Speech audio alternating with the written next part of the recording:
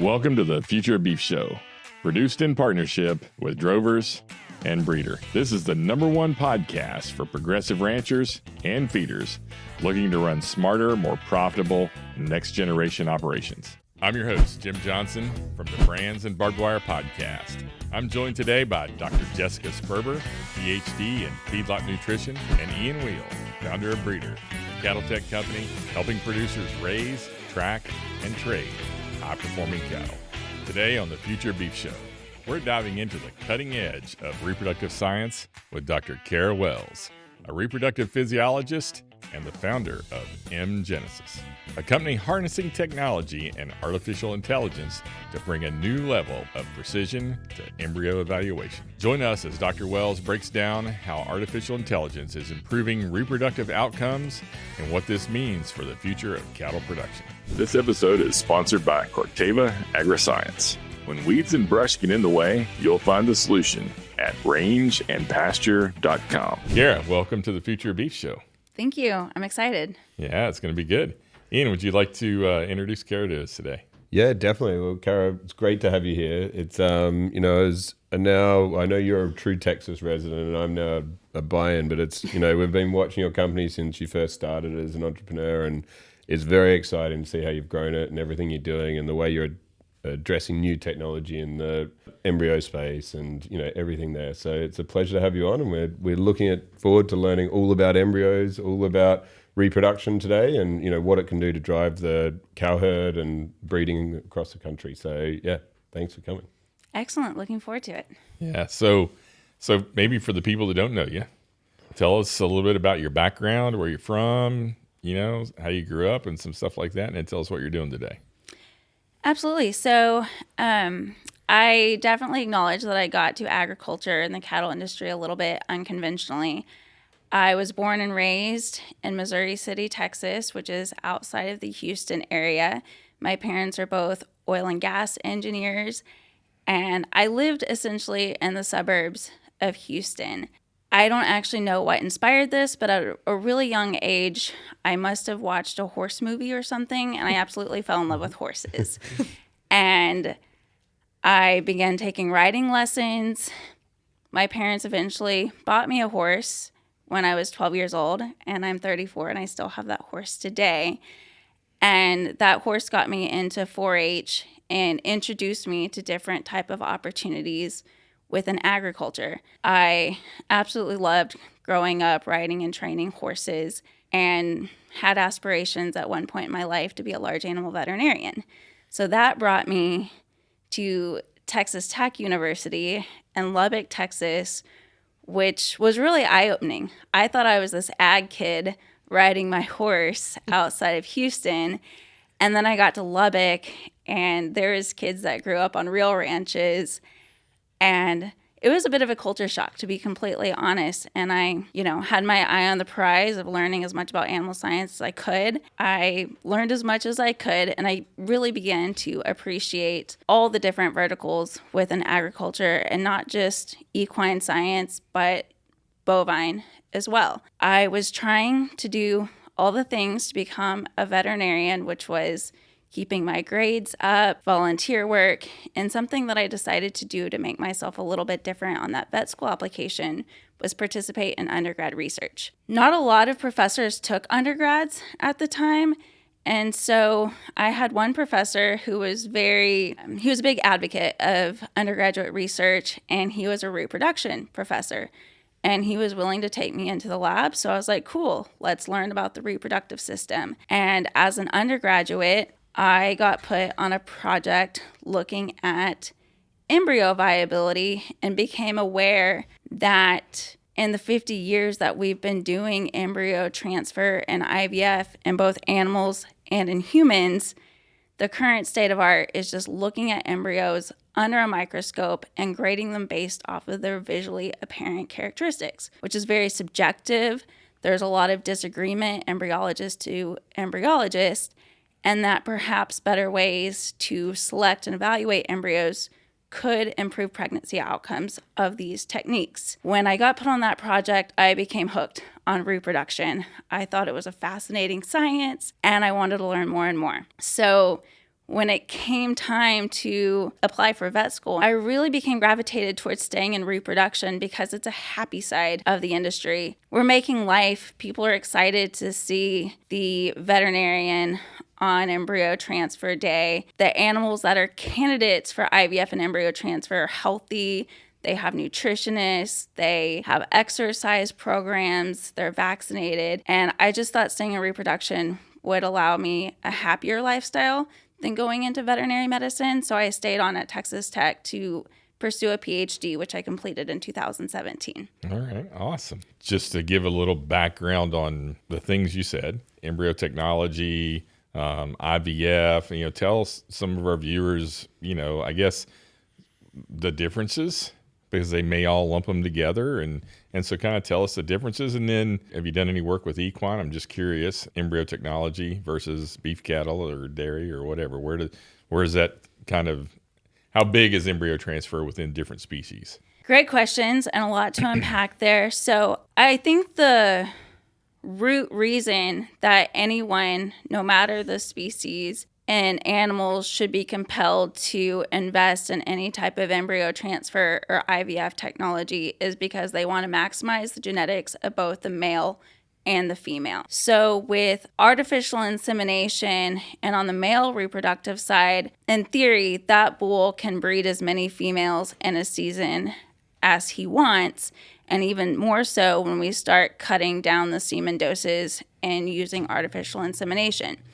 The female is limited by her own biology. She can only have one calf per year. But when we do embryo transfer and IVF, we can take her eggs, make embryos from them, and put those embryos into surrogate animals. And so her genetics can be reproduced at a higher rate than can be done in nature alone. And it allows the producers the opportunity to maximize both the male and the female genetics. As an animal scientist, I really believe that they have their differences, but embryos are embryos. A lot of mammalian reproduction works similarly in a broad sense. And so I've been very interested in studying embryos of all types, from cattle to horses. We've done work in human IVF, and we've even had the opportunity to work in conservation, such as big cats and white rhinoceros. Oh, So, really? cool. It's That's been kinda really neat. cool where my career has taken me. The cool thing about cattle is it's a really big market opportunity. There's millions of bovine embryos transferred in this country alone each year, and even more worldwide. And so as we've learned more about embryos in the bovine space, we've been able to study very large quantities of animal or of cattle embryo, and we've learned good baselines and trends that represent embryo health that we've been able to apply to other species where their numbers are more limited. And that applies to horses as well. Horses do not super ovulate like cattle do, and so we don't get near as many equine embryos from a single donor mare as we would get from a donor cow. So for the listeners that maybe are interested in pursuing embryo transfer in their herd, how many viable, and obviously it's a range, but approximately how many viable embryos is a cow able to give each year, different things like that? And what's the rate of success of those embryos? Great question. So let me first break down by definition the difference between what we call conventional embryo transfer and IVF. So conventional embryo transfer, or ET, as we call it a lot of times, is where these embryos are fertilized in vivo or inside the body. So that means that we give this donor female exogenous hormones to make her ovulate more eggs than she typically would in a given estrus cycle. Then she is artificially inseminated, and those eggs are fertilized inside of her body and flushed from the uterus the next day. IVF, or in vitro fertilization, in vitro means outside of the body. This is a slightly different method where that donor female goes through what we call an ovum pickup, or an OPU. The follicular fluid, which contains the eggs or the oocytes, are aspirated directly from her ovaries. Those eggs are taken to an IVF laboratory where they're introduced to sperm cells. The sperm swim into those eggs in that petri dish, fertilize the embryos outside of the body, and they are grown for 7 days and then either frozen or transferred back into an eligible recipient female or surrogate. How many embryos we can produce really depends on that female's response to the stimulation protocols or her environment.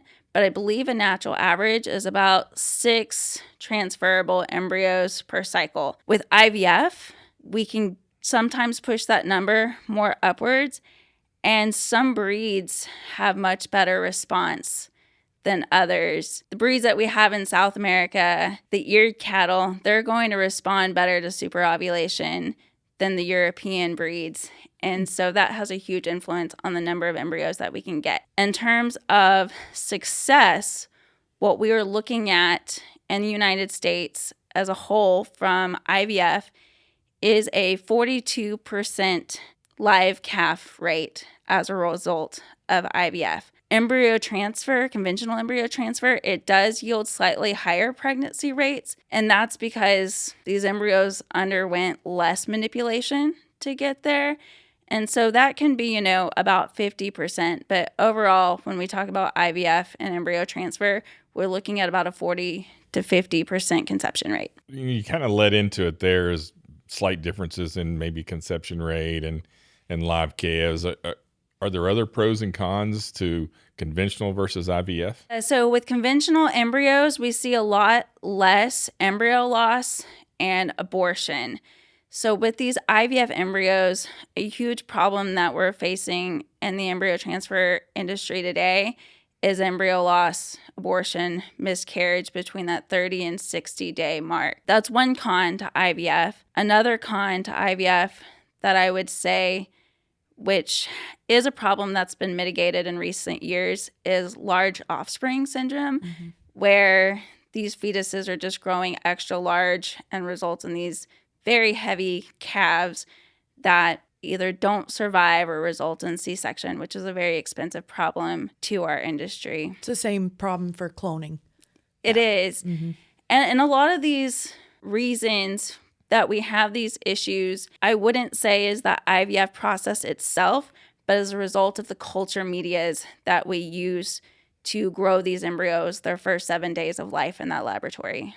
So when we think about a producer wanting to adopt IVF or starting, I know Jim's done it for ages. He's a seed stock producer, but I'm a cow-calf operator now thinking about rebuilding my herd. I think you mentioned it briefly in terms of you can get the genetics you want and get to propagate further. But how do you think about that benefit versus the hassle versus learning something new? How do we go to those producers and think about better genetics, both from the male and female side?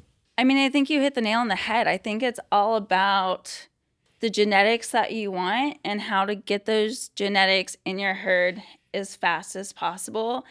And IVF and embryo transfer is definitely the fastest way to get there. And so I think you need to think about what is your herd missing that genetics can help you with, and utilize embryos as part of that breeding strategy to get you there. And I realize the things that we talked about in the earlier part of this conversation makes IVF and embryo transfer seem scary. It makes it seem not worth the risk. But the reason that it has really grown from an experimental procedure to sometimes a routine way to breed cattle is because it's been very successful at creating the genetic process that people are looking for.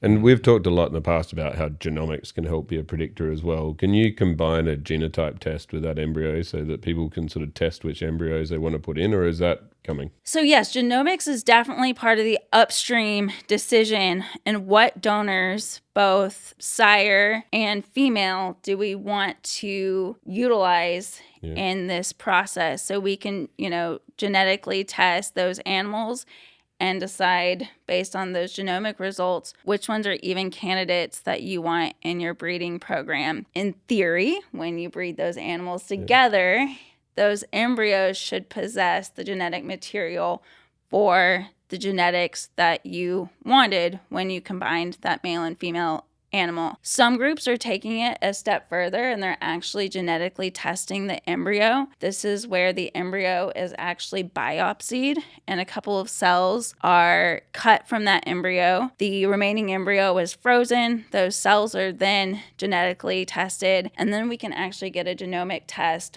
on the embryo, which can be used to even more fine-tune your breeding selection processes.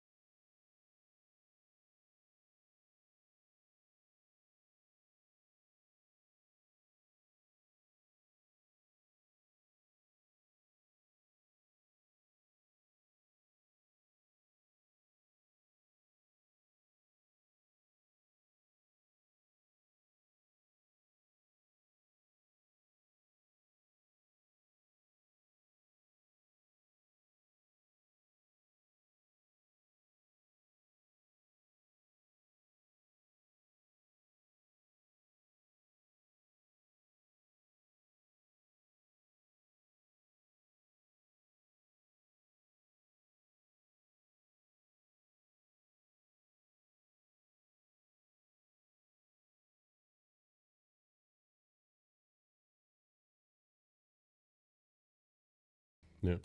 No, it's super interesting. Just because like so many of the herds we work with are now rebuilding, and like we've talked a lot to them about how do they use things like genomics, but like when you start thinking about the embryo side of things, so many people are just thinking about the bulls and not the cows and coming out of their cow herd. But embryo, it can still come out of their cow herd, but you can find your favorite one and go from there. Yeah, it's interesting. I mean, back to the conventional versus IVF. I mean, the nice thing about the IVF is you can aspirate those cows at just about any point in their life, right? And the conventional, you have to keep the cow open in order to do that. And so, you know, there's pros and cons additional to some of the things too that you talk about. And then we've also had technologies that you think are, wow, this is really going to do something to the embryo business. Like I think several years ago, they were doing some splitting of some embryos and some of that stuff and genomic testing. But there's also some loss that goes along with that too, isn't there? Yes, and actually, I want to double down on that point that you just made.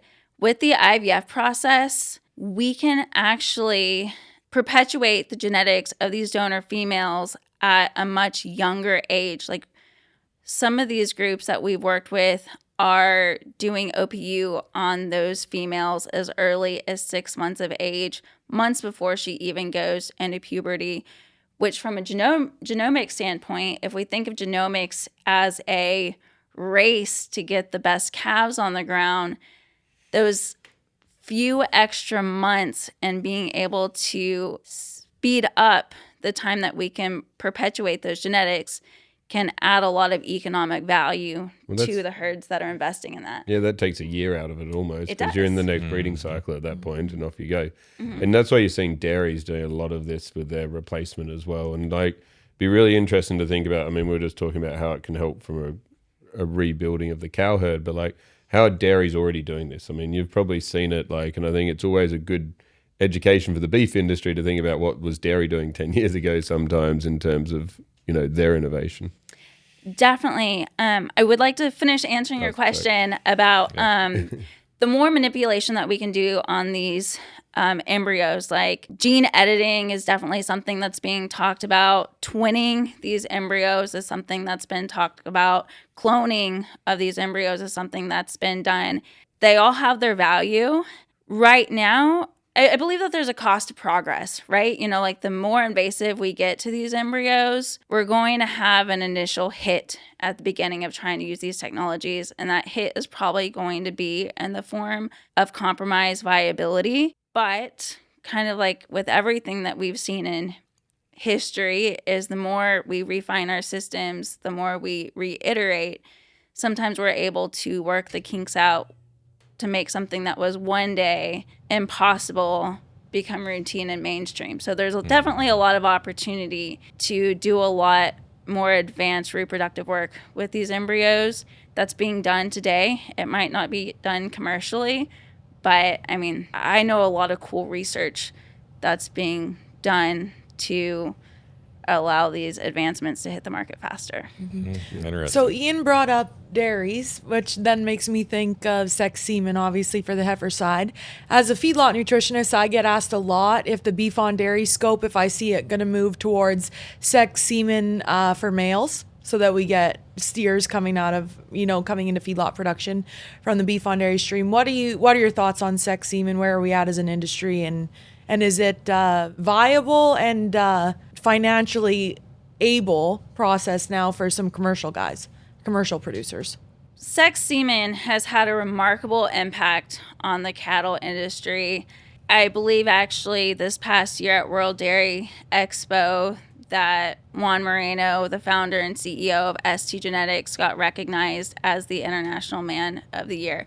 Like, I will never downplay the impact that sex semen has had on the industry as a whole, and it's made a lot of people who have embraced it, it's made them a lot of money. It's had a lot of benefits for animal welfare, and it's created a lot of good for this planet. But with every technology, there is a limitation. So when we go to sex sort semen, the semen is collected and it is dyed with a fluorescent stain. And the concept behind this is that X chromosomes are bigger than Y chromosomes. So X is female, Y is male. So the bigger chromosomes, the female ones, should absorb more dye. So when you pass it through that flow cytometer, it can be read if it looks like it's an X-bearing sperm cell, a Y-bearing sperm cell, or I don't know. We then can use this to artificially inseminate those females and ideally get the sex of offspring of their choice. When we manipulate the sperm cells like we do, we are going to inherently reduce fertility and conception. That's just a byproduct of this process. And we see that. We see lower conception rates. We see compromised embryo viability. But a lot of advancements have been done to diminish some of the impacts of this in recent years. But I mean, when we look at that risk-benefit analysis, the benefits of sex semen and being able to control the offspring has outweighed the cons, which is why it is as mainstream of a technology it is today. And I think we also need to remember that not all bulls are the same. Some bulls are great candidates for sex semen, and their sperm handles this process really well. But some bulls have more sensitive sperm cells, and they do not sort very well. I myself am actually working with my company, Genesis, at looking at non-invasive ways to sex the embryos through a real-time video analysis to offer a non-invasive alternative for producers to get the sex of offspring that they want in a world where maybe the bull that they want isn't a good candidate for sex semen, or they want to do it on farm, or just for all the other reasons that producers want choices in this industry. Mm-hmm.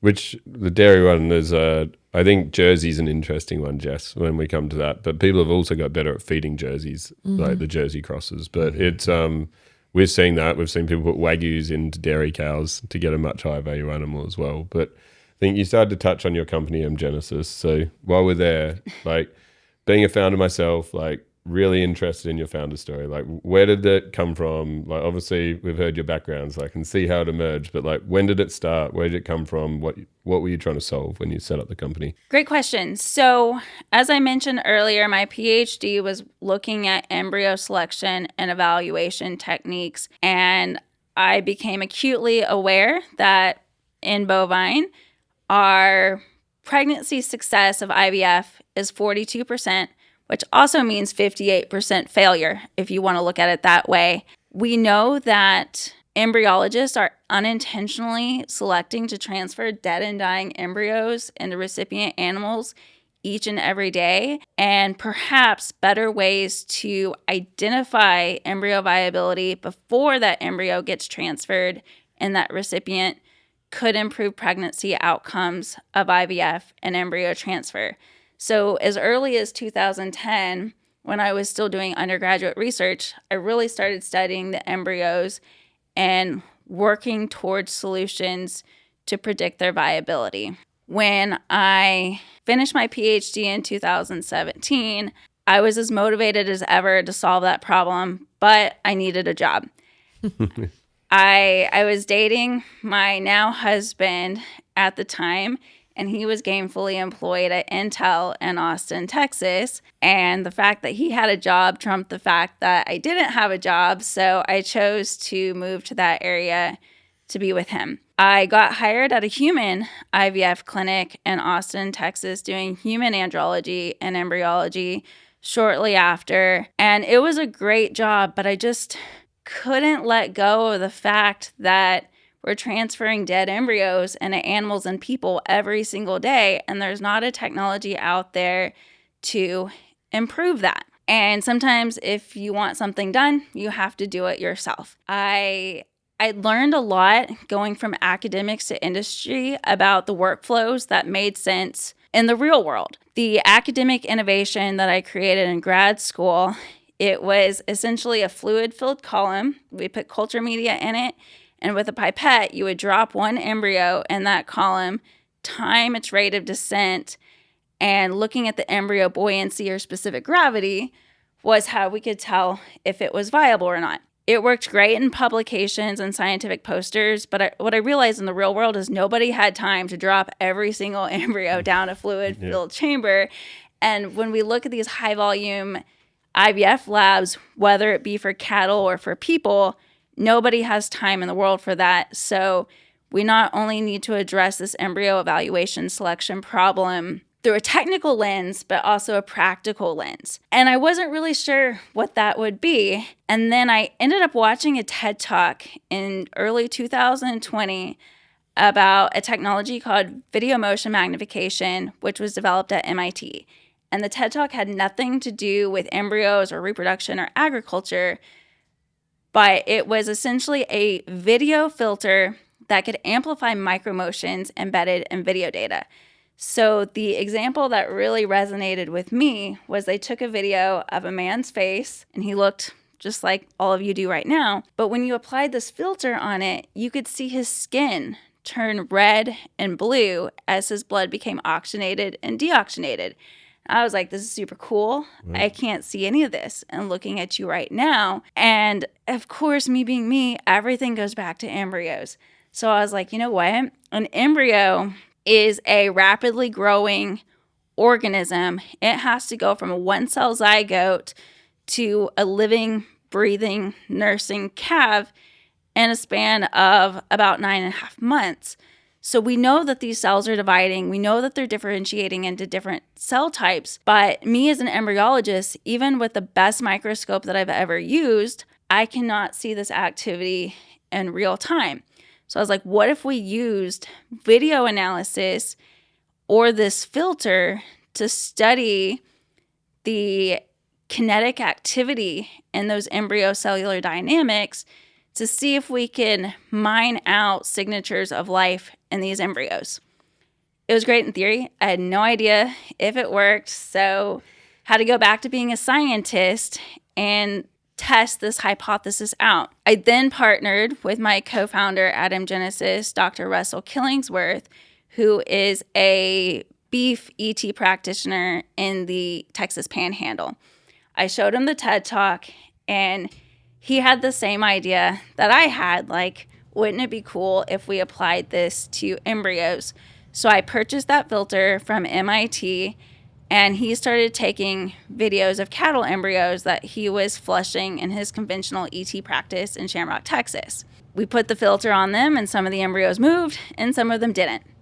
At that time, we had no idea if movement was good or bad, so he transferred all those embryos, and 35 days later, we had pregnancy rates associated with those embryos. Then April of 2020 happened, and it was the start of COVID.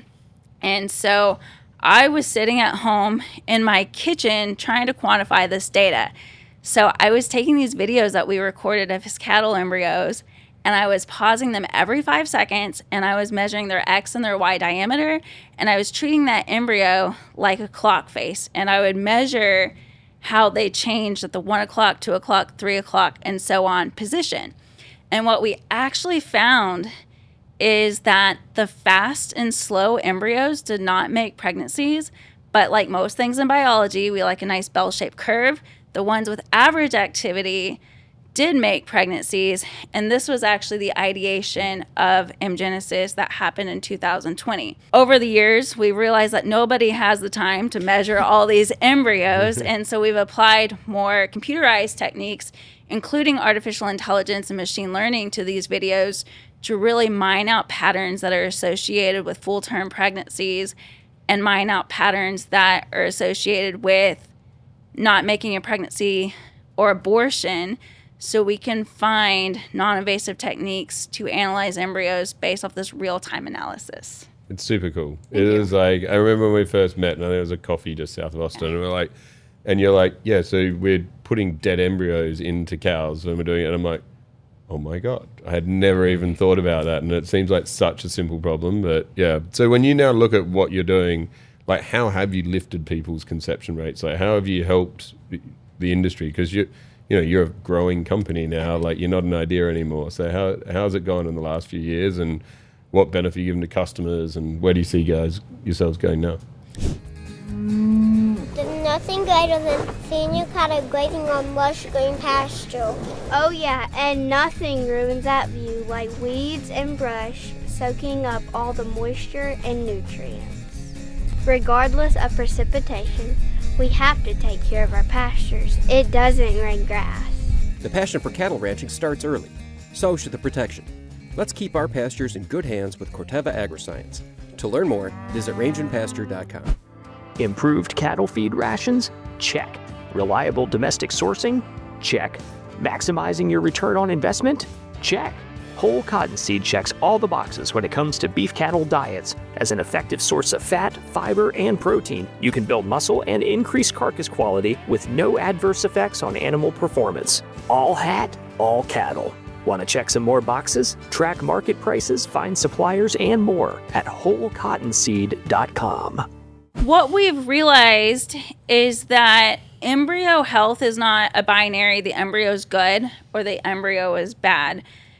Some embryos are stronger, some are weaker, some are not viable at all. So what we've been able to do in the past 6 years is we've transferred over 60,000 embryos that we have video data and pregnancy data on, to where we can train machine learning and artificial intelligence models on embryos that made pregnancies and those that didn't. Now, when we take a video of an embryo that our model has never seen, it produces a confidence score or pregnancy probability ranging from 0 to 100.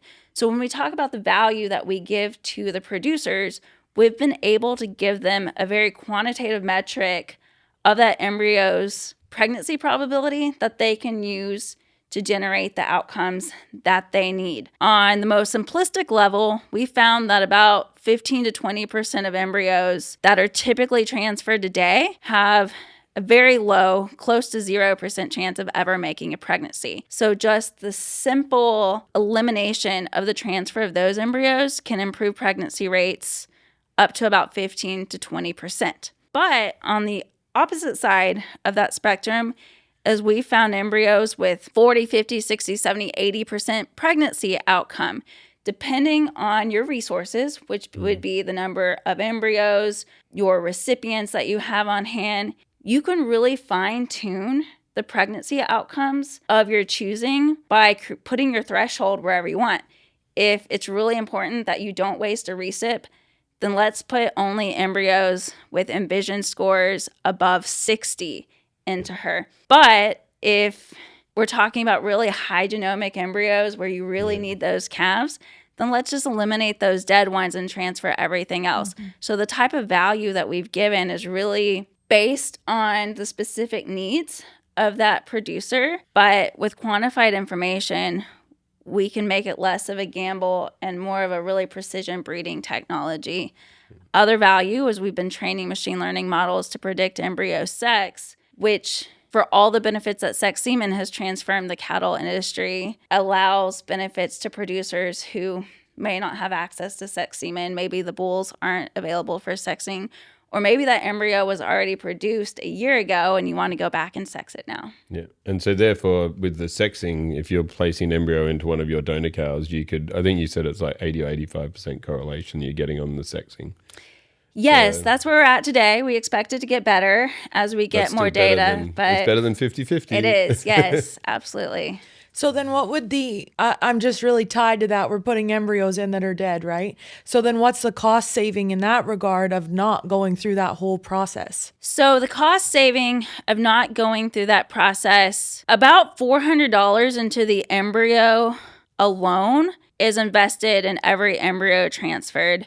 Right now, recipient costs are at an all-time high as cow prices have gotten higher and higher. And so kind of in a broad sense, we have learned that every 5% improvement in pregnancy outcomes represents about $148 million of value to the U.S. cattle industry. It's a big number. That's a big number. Yeah. It's not small. So okay, we're sold, right? No. How do you go on the how does a producer get hold of this? Do they have to buy a microscope? Are you licensing this through embryologists around the country? Vets, like, how do they actually, like, you know, buy this and improve their rates? So what our product is, it's a software system where you can actually take a 30-second video of the embryo with just a phone mounted to a microscope. We don't sell hardware. We're not trying to make people invest in fancy microscopy systems. We're definitely not an optics company, but we're software only, which really, I believe, makes the technology very affordable and accessible. Most producers, though, do not transfer their own embryos, and so they would have to go through either an IVF lab that was using our technology or their veterinarian or the embryologist that comes to their place on the farm or ranch to transfer embryos for them. And then this process could be done right there in the barn office or wherever they're prepping and loading those embryos. Very exciting. And so we got lots of questions, but sorry. No, it makes sense. I mean, you know, as we flush cows, you know, one embryologist will say, well, we really don't see a lot of difference between ones and twos, and you know, and then the next guy will say, oh no, you don't want the twos, you know. And so but in reality, I haven't seen that much difference in pregnancy rate between the two groups, right? Which is fascinating. And so I think one question would be, you know, tell our viewers a little bit more about the grading system. And then I really want to dive a little deeper after that into sort of this process, right? And what the process is if someone wanted to do this, you know, how, so they would take a picture of the embryos and send it back to you, or you, okay. And so anyway, second part of that, we'll get to it in a second, but first let's explain a little bit more for our viewers what a 1 or what a 2 is, you know, conventionally how we've done sort of the grading of embryos. Embryos traditionally have been graded on the International Embryo Technology Society grading or classification system. So this looks at two things: developmental stage, which is from 1 cell all the way to a hatched blastocyst, and this is on a scale of 1 through 9. And when we think about embryo development, we think about it like a child, like the kid that's able to say full sentences first, read a book first, reach these developmental milestones, tend to be thought of as being more intelligent or higher achieving than children who do not reach these developmental milestones faster. So the embryos are the same way. Once we see them grow from a 1 cell, 2 cell morula blastocyst, we want them to be super achievers, getting to those later developmental stages faster. The quality grade, which is what you're referring to with the 1s and 2s, that's a score of 1 through 4, where 1 is best, 4 is poor. And this looks at fragmentation, color, symmetry of the cells of those embryo. And it's generally believed that fragmentation is bad. And so the embryos without fragmentation is what we call the quality grade 1s. Minor fragmentation or extruded cells is a quality grade 2. And then when it's more than 50% fragmentation, 3, all the way to non-viable, which is 4. Our system has been completely independent of the conventional development and quality grade system.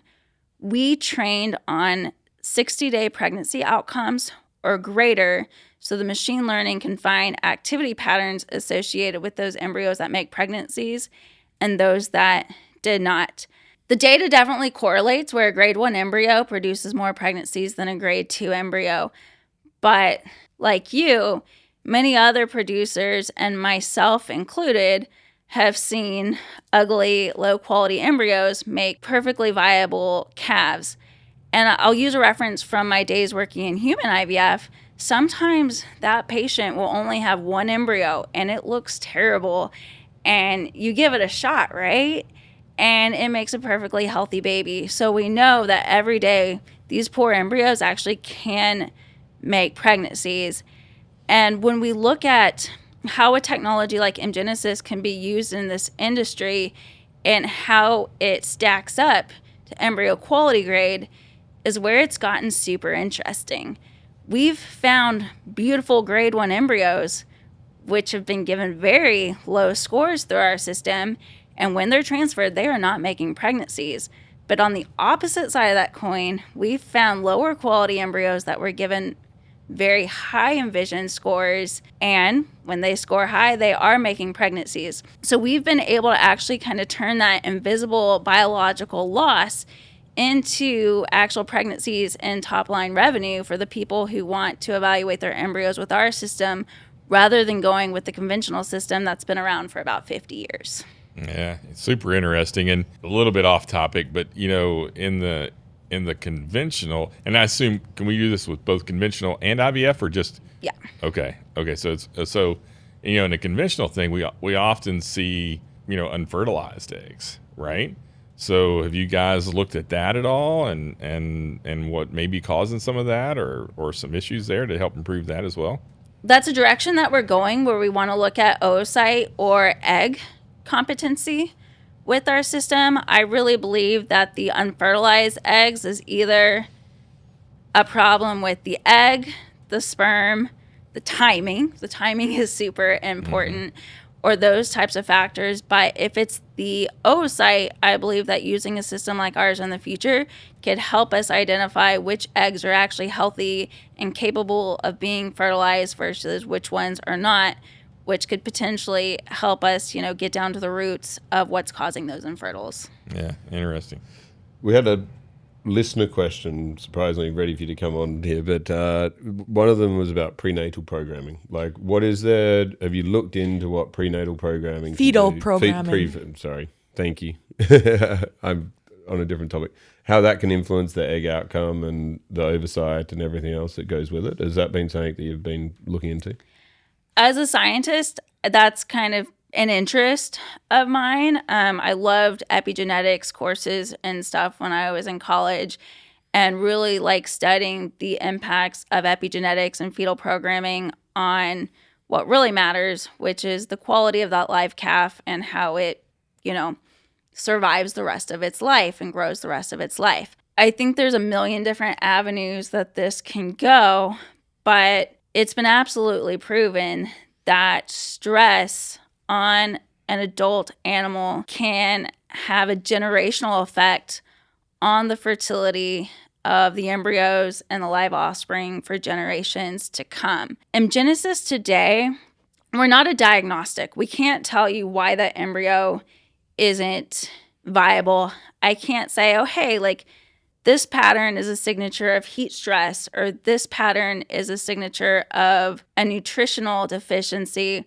But what it can do is it can find patterns associated with healthy, normal embryos that make pregnancies and then embryos that are stressed. But this is a question that data can solve in the future. The more data that we get and the more we try to keep track of every embryo, that calf's performance throughout its life, retroactively, we can go back and train machine learning models to look for these instances of some type of compromised fetal programming and give people actionable insights to what they can do about it.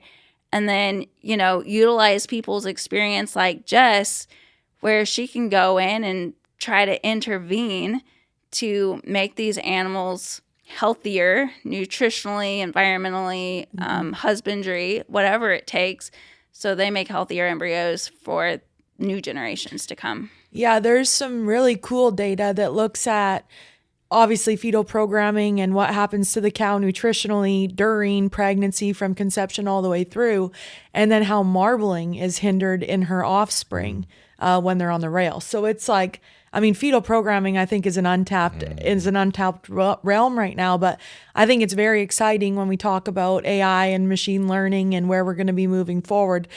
I just think that there's so many untapped things in the beef industry that we are just on the cusp of learning about. And it's so fascinating to hear you talk about that cow experienced heat stress in 2021, and now in 2025, still her offspring. Yeah, we don't know where the signature is coming from, right? But are her offspring still being hindered from a major stressor event in her life? And the data shows that they are. It goes down to methylation, or how tightly wind are these histones, and this can have a generational effect. I took a stress and development course in graduate school, and a lot of these studies were in mice, where you can study these generational intervals a lot faster.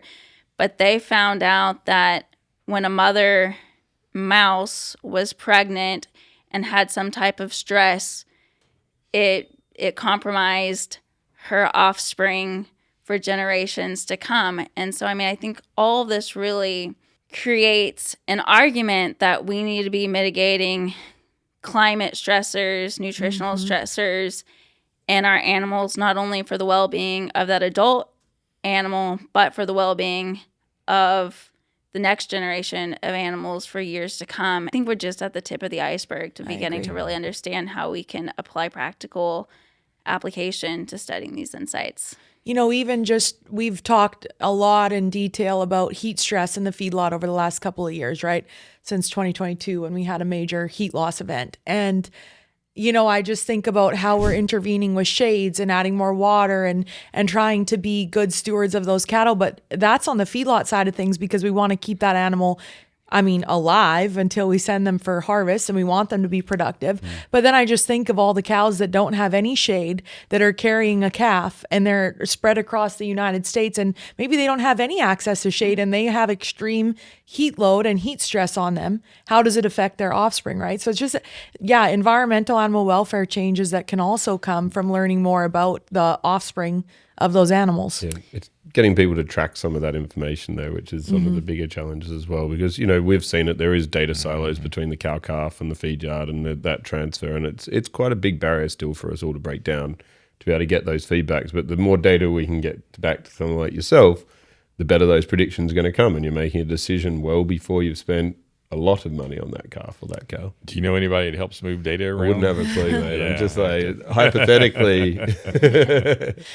So I just want to touch on one more thing, Cara, that you talked about at the beginning, and it was how you didn't know that you had a passion for what you're now in, right? Like, you found it through undergrad research. And I think that that's a critical thing for any of our listeners that are still in college or considering graduate school, or where their career is going to take them, is I think you gotta go through every single door that's opened for you, because you don't ever know what you're gonna love, right? I grew up in cow-calf, and now I work in the feedlot sector because I didn't know that I loved the feedlot sector as much as I did, right? And same for you. Did not grow up in ag for yourself, but then had the opportunity to do undergrad research. So don't always, for any students listening, don't always let the pay of a job in undergrad hinder your, we know that undergrads are not paid well in university systems, right? But the experience is so worth it, because you might find exactly what your passion is supposed to be through something like that. You mean they don't have NIL for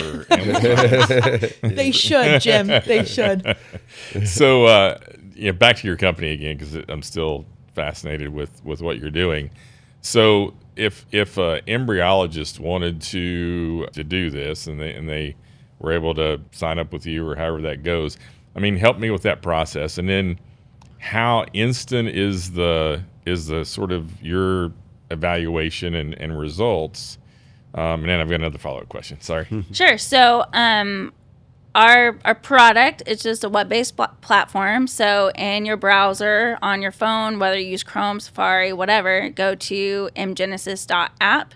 You can make an account, and then you can record directly through that platform or take a video that you took that's in your photo library, upload it to our system, and immediately the videos of these embryos will start to process with that machine learning. And within about 2 minutes, you will have a report that shows their Envision score, which is our embryo health score, and then their Mgender score, which is their probability to be either male or female. Multiple embryos can be in a single video. We just ask that the embryos are still in good resolution, good magnification, and focus, and then all that processing will happen in parallel. So we made this, which is very important. We worked with real cattle vets, real bovine embryologists to make this for what would be practical for their workflow. So it could be very accessible to people, whether you're in a lab in Madison, Wisconsin, or, out on the ranch in a barn with limited Wi-Fi capability. Yeah, interesting. So if you had anyone make the embryos and sell them with Envision scores yet? We have, and actually we're really trying to push that as one of our initiatives in 2026. We've seen a huge explosion of the export and just selling opportunity of embryos, and kind of the common practice for today, which I'm sure you know, is that you sell, say, 3 embryos and guarantee them 1 pregnancy. And if they don't get that, then you'll either send more embryos or offer them a refund. Well, after you sell them those embryos, what if they gave it to that 20-year-old embryologist that wasn't really proficient at transferring? Or what if they put it in a wormy recipient, and then you're on the hook for replacing those embryos? And so what we've seen some of these customers start doing is selling the embryos with the Envision score, which means it was validated as viable from a third party, Mgenesis, and doing away with warranties altogether, saying we know that this embryo was healthy when we sold it to you, and whatever happened after that is out of our control. So it's just really kind of been fun to see and learn from our customers and how they're using this technology to benefit their business. Yeah, I mean, I can definitely see an advantage of it, both from a selling perspective and a buying perspective. So, yeah. And can you do it pre-frozen and post-frozen? Like, how does that process work then? Oh, interesting. Yeah. So yes, you can do it before and after freezing. Most of our data is on the fresh embryo before freezing because that's the easiest time to look at it. And most embryos are transferred with direct transfer, where once they're put in that straw and frozen, they're never viewed under the microscope ever again. However, we've had a few customers want to look at them after they've been frozen, so they thawed them out, used our system to analyze it. One of them being Cross Country Genetics, in which we did a pilot with them last fall, and we saw that the Envision scores were highly correlated to that embryo survival of the cryopreservation, and was very indicative if that embryo can go on and make a pregnancy or not. Also, in the work that I've done in human IVF systems, almost 100% of embryos in human IVF are vitrified or frozen and thawed and looked at after they've been thawed, because we don't do direct transfer in the human IVF industry. And what's kind of fun about looking at them after they've been cryopreserved is the embryos that have no activity, their cells never woke up after being frozen. But those ones that regain activity and show those signs of life, they survive that process and they're great candidates for transfer. So that is an application that we've looked at, and that's something that we've seen really great results in. Because that's new. When I last spoke to you about it, you hadn't quite got to that sort of result. Yeah, I was going to say, so do you think you'll be able to give a freeze viability prediction at some point? Like, hey, this group are high candidates for freezing. This group probably less likely, but they'll be fine to put in fresh. Yes. So we give a score from 0 to 100. And I absolutely believe, and the data shows that the higher Envision score, the healthier that embryo is going into freezing, the better chance it has to come out alive after freezing.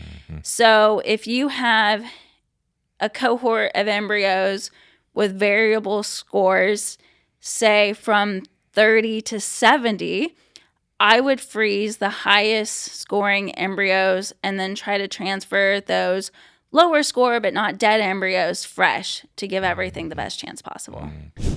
There's nothing greater than seeing your cattle grazing on lush green pasture.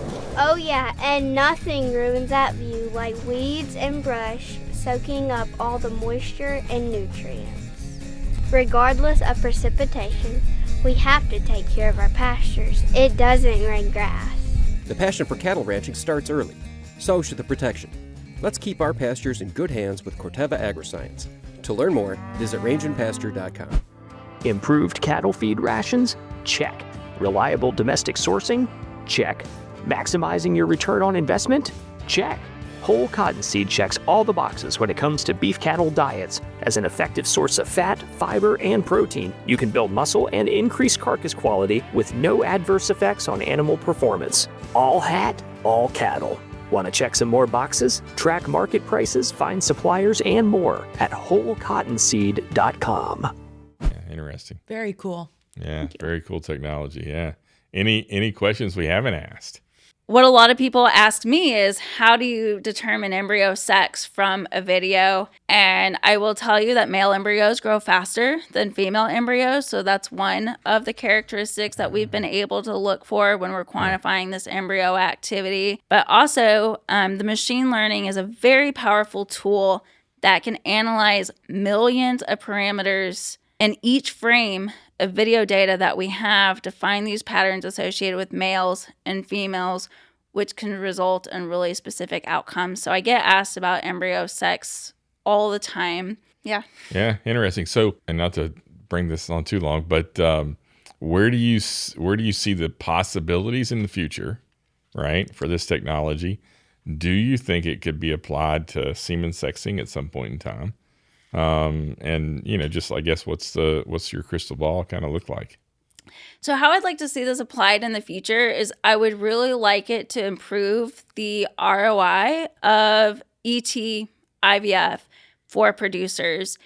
If I talk to producers today and say, why don't you use embryo transfer IVF? Their response is always like, the pregnancy rates are too low, or we tried this a couple years ago, we got 15% conception, it cost too much, we did not get the value of it, or my neighbor tried it and they got 15%. And so today, producers are very hesitant to adopt IVF and embryo transfer because of our historically low pregnancy rates. So I see tools like mine and other amazing technologies entering this space where when we improve pregnancy outcomes of IVF and embryo transfer for producers, it grows the entire industry. It makes embryos more of the norm as a breeding strategy because it's more practical, more affordable, higher ROI than it is today. So anybody and everybody can have the benefits of accelerating genetics from both the male and the female without taking that hit in conception at the end of the day. Yeah, great. Amazing. Well, this has been awesome. I tell you what, it's what like any of this stuff is fascinating to me. Yeah, this is what happens when we get into the science, Jim.